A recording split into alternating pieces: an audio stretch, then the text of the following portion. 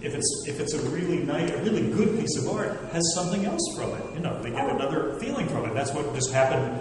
It happened with Rita in making it. It happened with me in photographing it. It takes skill to know that you've already arrived at it, doesn't it? It took you some 90 years.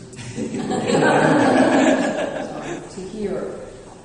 At John's suggestion, when we first started talking about this, John suggested that I write around. And that was a simple enough idea to begin with. And I thought I would write around for 3 voices. For harpsichord, which I play, for recorder, which is played by a friend of mine, and for theremin, also played by a friend. And I thought we would have a wonderful time playing this round together. And I didn't go beyond that in terms of what I was going to do. But then I started to compose it, and as soon as I had the harpsichord part down, I knew the theremin was not going to work with it, that it was too rhythmic and too driving for a theremin. So I started fooling around with my digital piano and came up with the sounds that I have, which are those of an English horn and a wood block. Goodbye recorder and goodbye theremin for another project. And then Frank and I talked much about it, and I said I wasn't really going to write an exact round because I thought that would be boring. I would write just about a round, and that's what I thought I was going to call it, just about a round.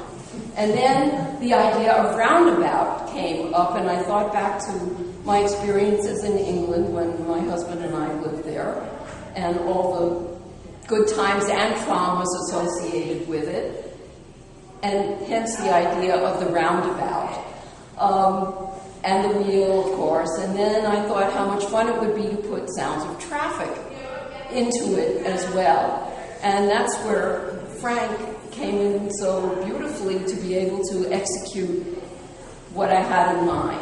And we sat at the computer, and he put these sounds that I had found into the precise spots where I wanted them. This always amazes me that he can do that.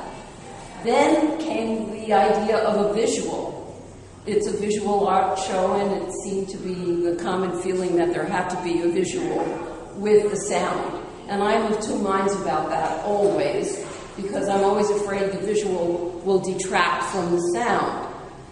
So we found the symbol, the international symbol of the roundabout, and Frank designed these little arrows going round and round about, and he came up with this wonderful animation for it. I was working in the Netherlands this past summer at a bank. It was a very interesting experience. I'm actually Dutch and I speak Dutch because of my mom. And it's very traditional for Dutch people to socialize by just after work meeting up and just having a beer, relax, talk it out. I mean, the legal drinking age in Holland is 16, so I was in the clear then.